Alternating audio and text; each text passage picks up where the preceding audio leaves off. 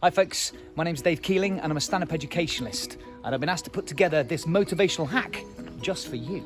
So what exactly is motivation? Motivation is a beautiful word.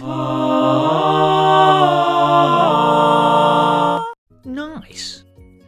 Motivation is derived from the word motive, meaning the needs, wants and drives of an individual. But to me, motivation simply means having a big enough reason. A big enough reason to be sat here watching this now. To pick up a guitar. Or write a book. So if your brain's got a big enough reason, it'll find a way. If it hasn't got a big enough reason, you'll probably get to the end of your life and blame the world, your education or your upbringing for your general lack of success. Let me give you the best example of motivation I can. Back in the 80s, my dad was a professional smoker. He used to smoke 40 fags a day.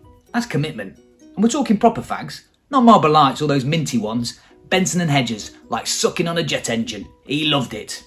Anyway, when we had our first child, his first granddaughter, my dad comes trundling down from Nottingham and wants to hold his new granddaughter. But my wife looks him in the eyes and says, "You can't." And my dad's like, "What?" My wife's like, "Yeah." She said, "I've read some research that says if you smoke, you've still got carcinogens on your breath at least 45 minutes after having the cigarette." She said, "If you want to hold your first grandchild, you're going to have to give up smoking." My dad gave up that day. He never smoked again because he had a big enough reason.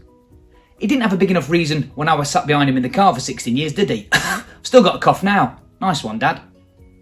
But sometimes our thoughts and feelings can really affect our motivation. Remember, 98% of what we do is based on how we feel.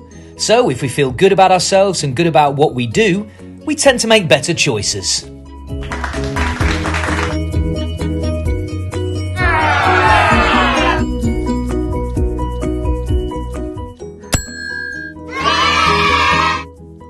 But if we don't feel so good, especially in challenging times, and we are tired, stressed, or annoyed, the wonky thoughts creep in. They don't help, but they hinder our progress.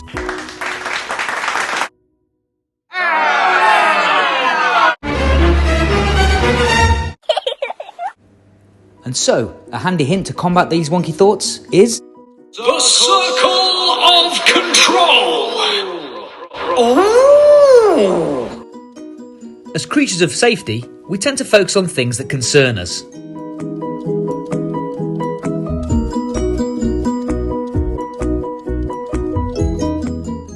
This is natural as the brain is trying to protect itself.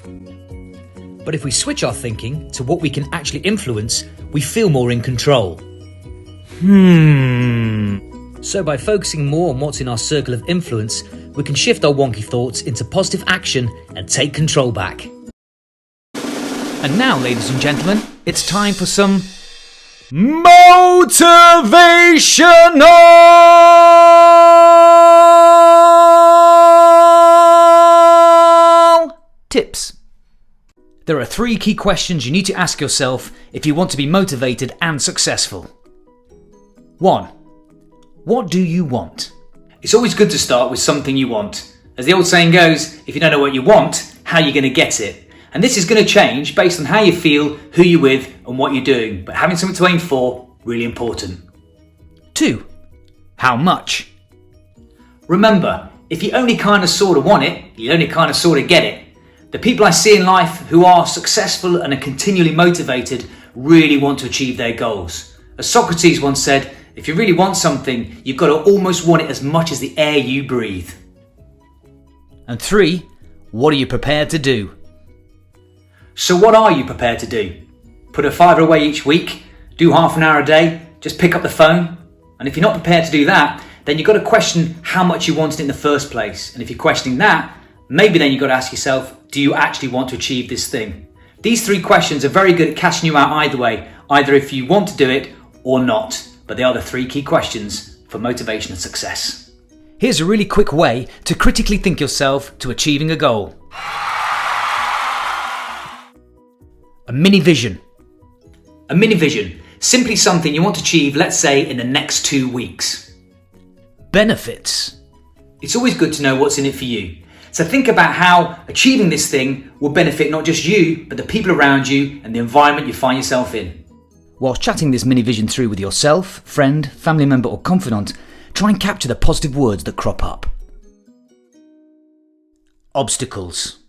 It's always good to know what obstacles you might face so you can better prepare yourself. So think about how you might stop yourself, people around you might stop you, or the environment. What words cropped up this time? Creative solutions. Seek out handy hints, nuggets of wisdom, or powerful quotes to fire you up. Action. So, what is the first thing you're going to do in the next 24 hours to set this mini vision in motion? Is it a phone call, an email, sit and have a cry, bin the cream cakes? It's always good to get something done as soon as possible, otherwise you might get into a habit of saying, I'll do it next week, next year, 10 years, dead. Oh, and don't forget, review things regularly and chart your progress. Oh, little rewards, they're really helpful. Oh, nah, it's gone. Aha, but I know what you're thinking. You're thinking, hey Dave, how do we overcome obstacles? In these uncertain times, we all need to become agents of change, with the ability to unlearn and relearn as the world evolves around us. If we stand still for too long in a world that continues to shift, two things happen really quickly. Skills become outdated and confidence goes. So let me show you the most important thing I ever learned since leaving formal education.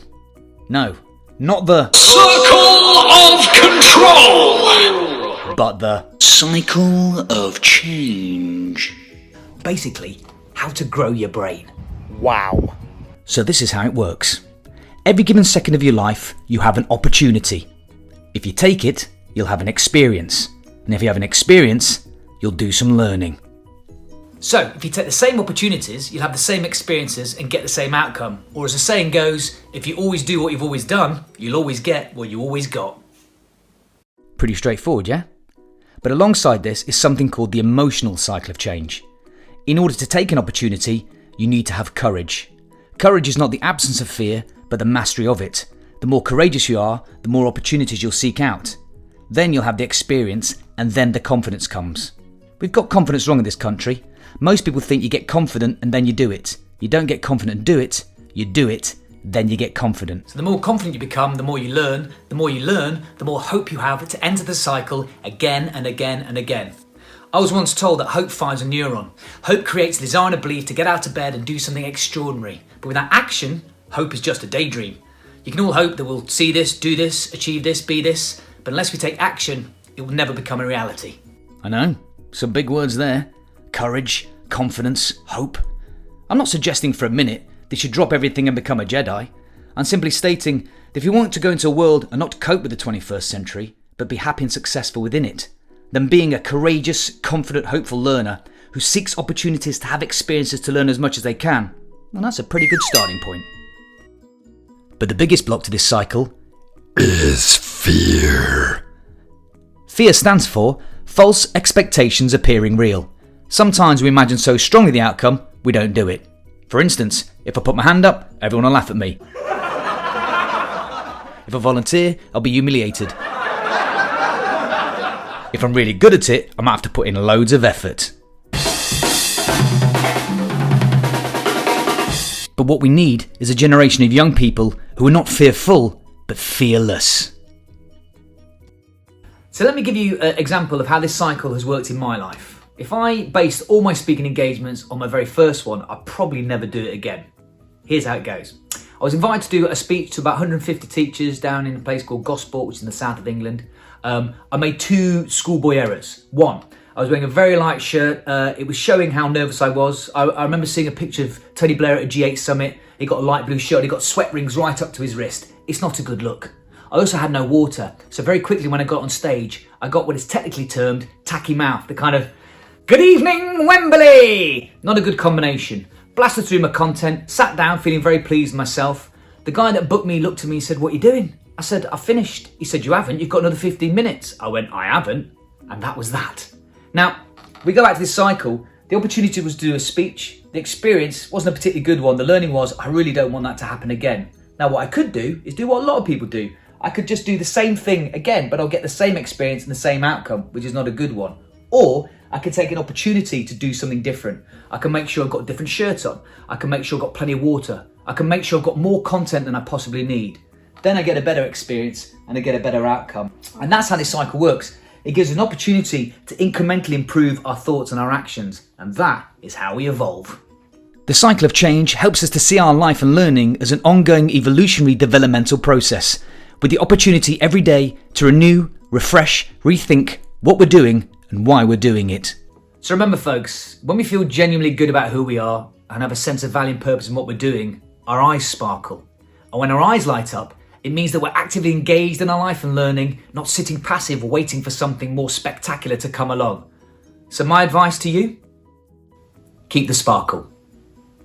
For more information, visit www.davekeeling.com. Or alternatively, visit the Graduate Plus website at www.graduateplus.bcu.ac.uk. Stay safe,